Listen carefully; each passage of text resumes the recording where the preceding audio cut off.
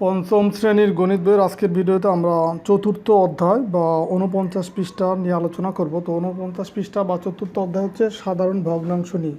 তো তোমরা অলরেডি হয়তো অনেকেই ভগ্নাংশ সম্পর্কে চতুর্থ শ্রেণীতে কিছু জেনে আসছো।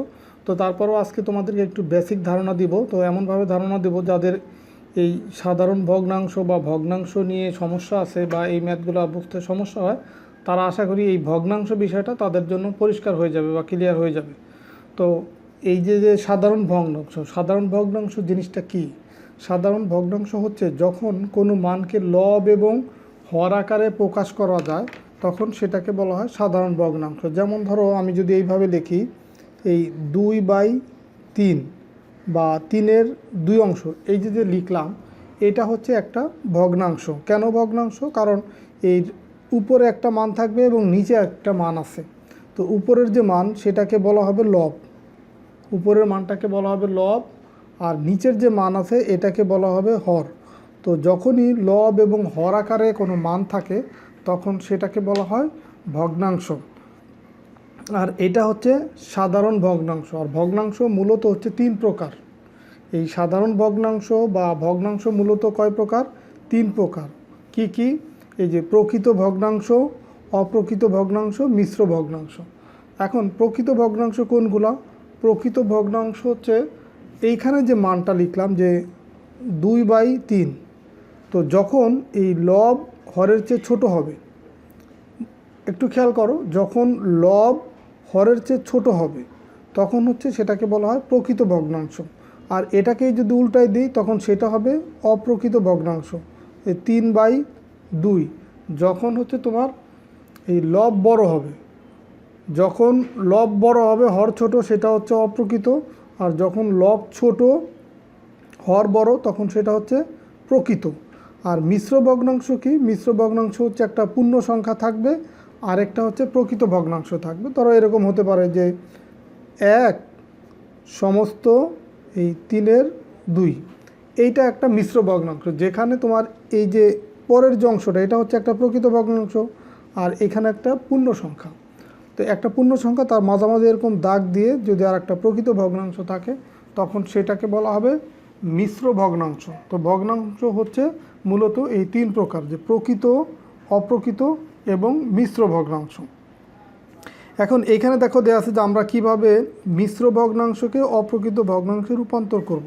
এই যে দেখো এখানে একটা পূর্ণ সংখ্যা আছে আর একটা প্রকৃত ভগ্নাংশ আছে, তার মানে এটা হচ্ছে একটা মিশ্র ভগ্নাংশ। এখন এখানে দেখো এই 2 সমস্ত 4-এর 2, তো আমরা এই যে নিচে যে হরের মান যে 4, আমরা একটা এই যে 0 থেকে 1 পর্যন্ত এটাকে আমরা 4 ভাগে তাহলে ভাগ করবে। হরের যে যত মান থাকবে আমরা 0 থেকে 1 পর্যন্ত ওইটাকে আমরা তত ভাগ করব। যেহেতু 4 আছে 4 ভাগ করলাম। তারপরে 1 থেকে 2 পর্যন্ত এটাও 4 ভাগ, 2 থেকে 3 পর্যন্ত 4 ভাগ।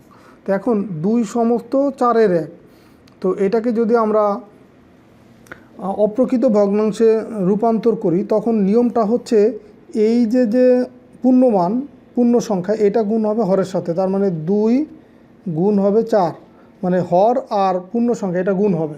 তাহলে 2 গুণ 4, এর সাথে যোগ হবে এই লবের মানটা, আর হরে যা ছিল তাই থাকবে। হরে ছিল কত? 4, এটাই আছে। তো এখন যদি আমরা এটা ক্যালকুলেশন করি, দেখো 4 দুগুণে 8, 8 আর 1 কত? 9। তাহলে এটা হবে 9/4, 9/4 হচ্ছে। তো এখন এই যে এখানে আমরা দেখো রং করছে এই 9 ঘর, এই যে 1 2 3 4 5 6 7 8 9 ঘর রং করছে। তো এইভাবে আমরা মিশ্র ভগ্নাংশকে অপ্রকৃত ভগ্নাংশে রূপান্তর করতে পারি। তো এখানে এটা লেখাও আছে যে মিশ্র ভগ্নাংশকে অপ্রকৃত ভগ্নাংশে রূপান্তর করতে হলে হরকে পূর্ণ সংখ্যা দ্বারা গুণ করতে হবে। দেখো এই যে 4 হচ্ছে হর, একে পূর্ণ সংখ্যা দিয়ে গুণ করলাম, গুণ করে এই লবের সঙ্গে যোগ করতে হবে। এই লবের সঙ্গে আবার দেখো যোগ করলাম, এই যে 1 যোগ করলাম না, এই হরের সাথে পূর্ণ সংখ্যা গুণ করে তার সাথে 1 বা লব যোগ করলাম, সেটাই কিন্তু এখানে লেখা আছে। প্রাপ্ত সংখ্যাটিকে লব হিসেবে বসাই এবং হর একই থাকবে। একই মানে হর যে 4 ছিল সেই 4ই আছে, এটাই হচ্ছে নিয়ম। এখানেও দেখো সেটা দেয়া আছে। তো এই যে আমি এখানে লিখছি 2 গুণ 4 আর বইয়ে লেখা আছে 4 গুণ 2, তো একই কথা। তুমি এই যদি গুণের ক্ষেত্রে গুণ্য আর গুণকের স্থান পরিবর্তন হয় সেক্ষেত্রে কিন্তু মানের কোনো পরিবর্তন হয় না। তো এখন নিচে দেখো মিশ্র ভগ্নাংশকে অপ্রকৃত ভগ্নাংশে রূপান্তর করি। তো আমরা নিয়মটা শিখে আসলাম কি, পূর্ণ সংখ্যা গুণ হচ্ছে হর। পূর্ণ সংখ্যা আছে 1 আর হর আছে কত 3। তাহলে দেখো আমরা 1-এর সাথে এই হর গুণ করলাম, পূর্ণ সংখ্যার সাথে হর গুণ করলাম। এখন যোগ করবো এর সাথে লব, লব আছে কত 2 আর হর ছিল কত 3, সেই 3 এখানেই থাকবে। তো এখন যদি এটাকে আমরা ক্যালকুলেশন করি, 3 অক্ষে 3, এর সাথে যোগ করব 2, তো 3 আর 2 কত 5, সেই 5 লিখবো লবে আর হরে যা ছিল তাই। আবার এখানে দেখো 2 নম্বরে এই পূর্ণ সংখ্যা গুণ হবে হর, তো পূর্ণ সংখ্যা আছে 3, হর আছে কত 5, এর সাথে যোগ হবে লব, লব কত আছে 3 আর হর যা ছিল নিচে তাই থাকবে। তো 3 5 15, 15 আর 3 কত 18, তার মানে এখানে হবে 18 আর নিচে হবে 5। তো এইভাবেই কিন্তু আমরা যে কোনো মিশ্র ভগ্নাংশকে অপ্রকৃত ভগ্নাংশে রূপান্তর করতে পারি। এখন 2 নম্বরে দেখো রং করি ও খালি ঘর পূরণ করি। এখানে দেখো একটু আগে আমরা বললাম যে এইখানে যেহেতু 3 আছে হরে, তার মানে আমরা 0 থেকে 1 পর্যন্ত 3 ঘরে ভাগ করব। আবার 1 থেকে 2ও 3 ঘরে ভাগ করব, 2 থেকে 3ও এই 3 ঘর করে ভাগ করব, মানে 1 ঘরকে আমরা 3 ভাগ করব আর কি। দেখো 0 থেকে 1, এটা তো 1 ব্যবধান, তো একে আমরা 3 ভাগে ভাগ করলাম। তো এখন এইভাবে ভাগ করার পরে এই মিশ্র ভগ্নাংশকে যদি আমরা অপ্রকৃত ভগ্নাংশে রূপান্তর করি, তাহলে এটা কত হয়, 3 অক্ষে 3, 3 আর 2 কত 5, তার মানে 5/3 হয়। এখন এই 5 ঘর হচ্ছে রং করব। দেখো যে এখান থেকে আমি এই 3 4 5, এই যে 5 ঘর হচ্ছে আমি এই যে রং করব, এইটুকু আমি রং করে দেব। তো এটা ছিল কি এই 5/3, এই আমরা এই মিশ্র ভগ্নাংশকে অপ্রকৃত ভগ্নাংশে রূপান্তর করলাম এবং রং করলাম। তাহলে এটাকে যে মানটা কত হয়, দেখো 3 অক্ষে 3 আর 2 কত 5, এখানে হবে 5 আর নিচে হবে কত 3। আবার দেখো 2 নম্বরে যেটা আছে এই 3 সমস্ত বা 3 পূর্ণ 5-এর 3 বা 3 সমস্ত 5-এর 3, এইভাবে পড়া হয় এটাকে 3 সমস্ত 5-এর 3 অথবা 3 পূর্ণ 5-এর 3। তো এটাকে যদি আমরা তোমার অপ্রকৃত ভগ্নাংশে রূপান্তর করি, তাহলে দেখো এই 3 আর 5 গুণ করলে হবে 3 5 15, 15-এর সাথে 3 যোগ করলে হবে কত 18, লিখলাম 18 আর নিচে 5 ছিল সেই 5ই থাকবে। এখন হরে যেহেতু 5 আছে, তার মানে এখন আমরা 0 থেকে 1 পর্যন্ত কয় ঘর করব 5 ঘর। এইভাবে 1 থেকে 2 5 ঘর, 2 থেকে 3 5 ঘর এবং 3 থেকে 4 5 ঘর, এইভাবে করে যাব। এখন উপরে যেহেতু 18 আছে, তাহলে আমাকে এই 18টা ঘর আমার রং করতে হবে। এখানে বলছে না যে রং করিও খালি ঘর পূরণ করি, এই যে এখানে লবের যে মানটা আছে ওই কয়েকটা ঘর পূরণ করব।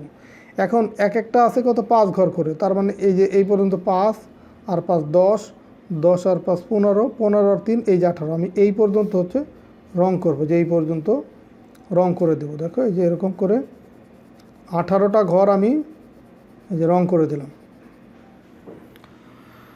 তো এরপরে দেখো নিচে আরও কিছু ম্যাথ আছে যে অপ্রকৃত ভগ্নাংশে প্রকাশ করি। এখন এই মিশ্র ভগ্নাংশকে অপ্রকৃত ভগ্নাংশে রূপান্তর করব। তো এটা আমি এখানেই তোমাদেরকে করে দিচ্ছি, নিয়মটা আমরা শিখে আসছি যে এই পূর্ণ সংখ্যার সাথে গুণ করব কাকে, হর, এর সাথে যোগ করব কত লব, নিচে থাকবে কত হর যা ছিল তাই।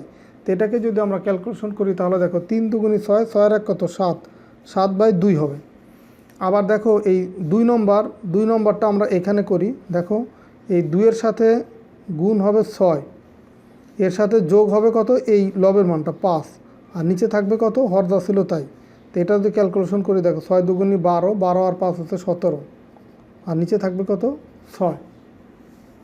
আবার 4 নম্বর, এই 3 নম্বরটা দেখো নিচে করি, এই 4 গুণ হচ্ছে 9, এর সাথে যোগ হবে এই যে লবের মান 4 আর নিচে থাকবে কত হর যা ছিল তাই। তো এখন এটা ক্যালকুলেশন করলে 4 নং কত 36, 36 আর 4 হচ্ছে 40, 40 আর নিচে আসবে কত 9। এই 4 নম্বরটা এটাও আমরা নিচে করি। দেখো এখানে এই 3 গুণ হবে কত হর 8, এর সাথে যোগ হবে কত এই লবের মান 5, নিচে থাকবে কত হর যা ছিল তাই। তো এটা যদি আমরা ক্যালকুলেশন করি, দেখো 3 8 কত 24, এই 3 আর 8 গুণ করলে 24, 24 এর সাথে 5 যোগ করলে 29, লিখলাম 29 আর নিচে এই হর যা ছিল তাই। এরপরে দেখো 5 নম্বরটাও এখানে করে দিচ্ছি। 5 নম্বরটা দেখো এই 2-এর সাথে গুণ হবে কত এই 10, মানে পূর্ণ সংখ্যার সাথে হর গুণ হবে, এর সাথে যোগ হবে কত লবের মান আছে কত 7 আর নিচে হর যা ছিল তাই থাকবে। তো এটা যদি আমরা ক্যালকুলেশন করি, দেখো 10 দুগুণী কত হয় 20, 20-এর সাথে 7 যোগ করলে 27, তাহলে লবে লিখবো 27 আর নিচে যে হরের যে মান ছিল 10, সেই 10ই হবে। তো এইভাবে তাহলে তোমরা যে কোনো মিশ্র ভগ্নাংশকে আশা করি অপ্রকৃত ভগ্নাংশে রূপান্তর করবা। আর এই টাইপের ম্যাথ কিন্তু পরীক্ষায় তোমাদের অবশ্যই থাকবে যে মিশ্র ভগ্নাংশকে অপ্রকৃত ভগ্নাংশে রূপান্তর করো। তো আশা করি ভিডিওটা যারা ভালোভাবে দেখছো তারা এই ম্যাথগুলো খুব সহজেই করতে পারবা। তো ঠিক আছে, সবাই ভালো থাকো, সুস্থ থাকো। পরের ভিডিওতে আমরা 50 পৃষ্ঠা নিয়ে আলোচনা করবো। আল্লাহ হাফেজ।